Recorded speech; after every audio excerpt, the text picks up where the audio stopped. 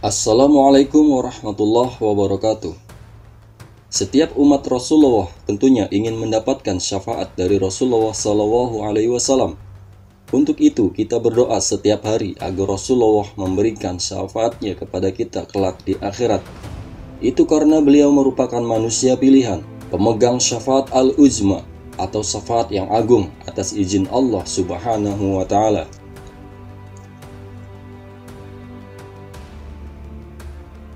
Syafaat sendiri diartikan pertolongan atau bantuan yang diberikan oleh seseorang kepada orang lain yang mengharapkan pertolongannya untuk meringankan atau membebaskan umatnya dari hukuman Allah Subhanahu wa Ta'ala.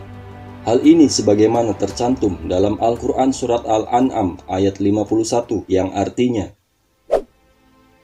"Dan berilah peringatan dengan apa yang diwahyukan itu kepada orang-orang yang takut akan dihimpunkan kepada Tuhannya pada hari kiamat. Sedang bagi mereka tidak ada seorang pelindung dan pemberi syafaat pun selain daripada Allah agar mereka bertakwa." Syafaat sungguh merupakan nikmat yang luar biasa, sehingga hanya orang-orang yang diridhoi Allah saja yang pantas mendapatkannya. Rasulullah SAW sempat menyebut bahwa ia akan memberikan syafaat kepada umat yang tidak menyekutukan Allah Subhanahu wa Ta'ala hingga akhir hidupnya. Rasulullah bersabda, "Setiap nabi mempunyai doa yang mustajab, maka setiap nabi doanya dikabulkan segera, sedangkan saya menyimpan doaku untuk memberikan syafaat kepada umatku di hari kiamat. Syafaat itu insya Allah diperoleh umatku yang meninggal tidak menyekutukan Allah dengan sesuatu apapun." Hadis riwayat Muslim. Rasulullah SAW memiliki 6 jenis syafaat. Lalu apa saja jenis-jenis syafaat itu?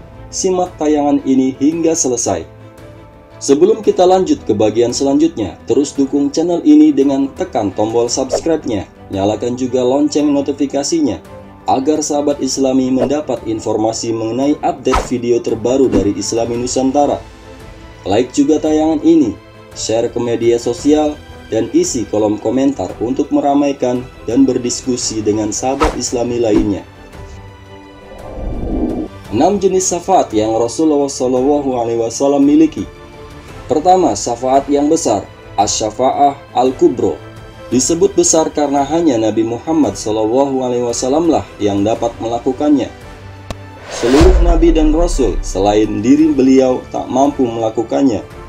Ini terjadi ketika umat manusia menjelang dihisab dalam pengadilan hari akhir. Keadaan padang mahsyar sangat memberatkan manusia.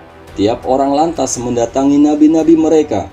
Namun tiap nabi itu menolak hingga sampailah pada Nabi Muhammad SAW. Kemudian Rasulullah SAW pun memohonkan syafaat kepada Allah Subhanahu wa Ta'ala bagi mereka.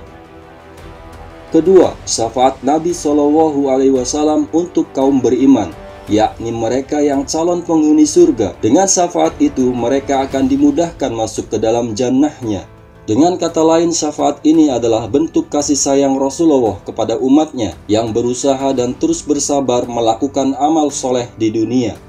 Ketiga, syafaat Rasulullah SAW untuk orang-orang beriman yang melakukan maksiat saat hidup di dunia.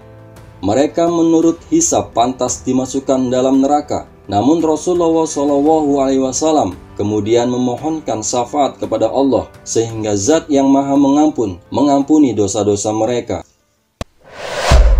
Keempat, syafaat Rasulullah SAW yang semasa hidupnya mengakui la ilaha illallah, mereka itu masuk neraka lantaran dosa-dosa mereka selama di dunia.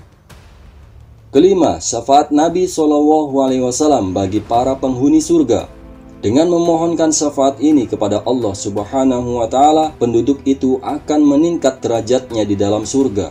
Siapa saja yang dapat menerima keberuntungan ini adalah mereka yang hidupnya dilalui secara ikhlas, hanya menyembah dan memohon perlindungan kepada Allah Subhanahu wa Ta'ala. Ini sesuai firman Allah Subhanahu wa Ta'ala dalam surah Al-An'am ayat 51, artinya, "Peringatkanlah dengannya Al-Quran itu orang yang takut akan dikumpulkan menghadap Tuhannya pada hari kiamat. Tidak ada bagi mereka pelindung dan pemberi syafaat atau pertolongan selain Allah agar mereka bertakwa." Keenam, syafaat Rasulullah SAW untuk anggota keluarganya yang meninggal dalam keadaan kafir. Sebagai contoh, Abu Thalib, dialah paman Nabi Shallallahu Alaihi Wasallam yang dengan penuh kasih sayang terus melindungi dan merawat beliau Shallallahu Alaihi Wasallam. Namun ia meninggal dalam keadaan kafir. Dengan syafaat Rasulullah Shallallahu Alaihi Wasallam, azab yang kelak ditimpakan kepada Abu Thalib akan diringankan azabnya. Penduduk neraka yang paling ringan siksanya adalah Abu Thalib. Dia diberi 2 sandal yang menyebabkan otaknya mendidih. Hadis riwayat Ahmad. Sahabat Islami, dengan berlomba-lomba mengerjakan yang baik, semoga saja Rasulullah Shallallahu Alaihi Wasallam memberikan syafaatnya kepada kita dan kita mendapatkan ridho dari Allah Subhanahu wa Ta'ala. Wallahu a'lam bishawab. Wassalamualaikum warahmatullahi wabarakatuh.